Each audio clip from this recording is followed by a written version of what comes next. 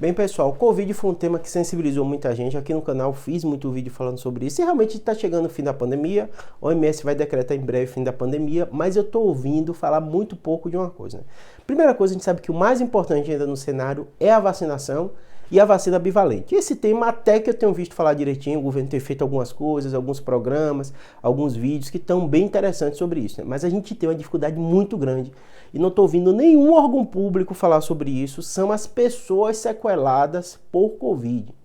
É muita gente, pessoal. Pra vocês terem ideia, estou falando de trabalhos sérios. Lancet, New England, é da ordem de 10 a 20% de pessoas que tiveram Covid que vão ficar com sequelas longas, mais de 2 anos. 2 anos porque eu digo que é o tempo que está se acompanhando. E muitos acreditam que esses transtornos sequelares por causa de Covid pode durar por muitos anos da sua vida, né?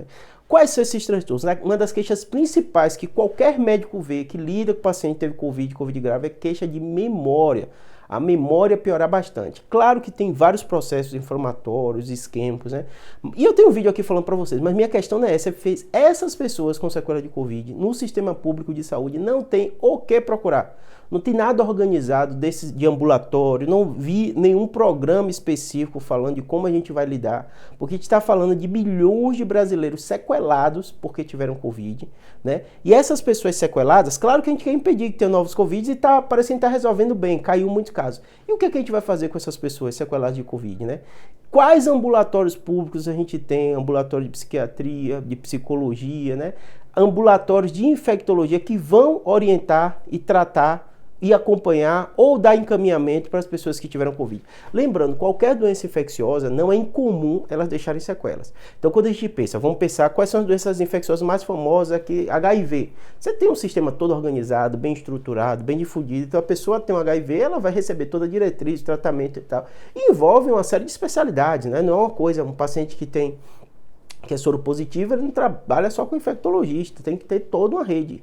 E o paciente que ficou sequelado de Covid, onde ele procura na rede? Como é? Ele vai no posto de saúde, sim, vai ter encaminhamento. Para vocês terem ideia, né? A gente está vivendo uma epidemia mesmo, né, de transtorno mental sequelares por causa de Covid. A gente já tem trabalho mostrando na literatura altíssimos níveis de transtorno depressivo, transtorno de ansiedade. Ah, Júlia, é só consequência do Covid? Principalmente, mas claro que a própria pandemia fez esse aumento, né? E no Brasil a gente tem um déficit, uma carência gigantesca na saúde pública, que é onde a maioria da população tem acesso, de psiquiatras e psicólogos. Se você quiser, deixa aqui no comentário, você já teve algum encaminhamento, algum parente seu, se conseguiu, ou se teve possibilidade, ou teve acesso a um psiquiatra no sistema público de saúde, a um psicólogo, porque a dificuldade é muito, muito grande. Até nos últimos anos teve uma organização de saúde pública, muitos anos que eu digo algumas décadas atrás, né, dos CAPs, tudo isso, mas realmente pouquíssimo investimento, pouquíssimo acesso, a dificuldade muito grande. Então a gente vai ter que lidar com pessoas também com dificuldade respiratória, sequelas pulmonares de Covid. Será que consegue? Se não for grande centro universitário, é muito difícil o paciente conseguir fazer uma fisioterapia adequada para melhorar essa parte. Queixa motora, fraqueza motora também. É muito comum de acontecer pós-Covid, a gente não tem um acesso tão fácil à fisioterapia no sistema público de saúde. Então a gente vai ter que esperar e ouvir o governo que diretriz vai dar para essas pessoas, porque são pessoas que estão aí, milhões de brasileiros com sequelas, às vezes afastados do trabalho por causa disso, dificuldade também dessa parte, né?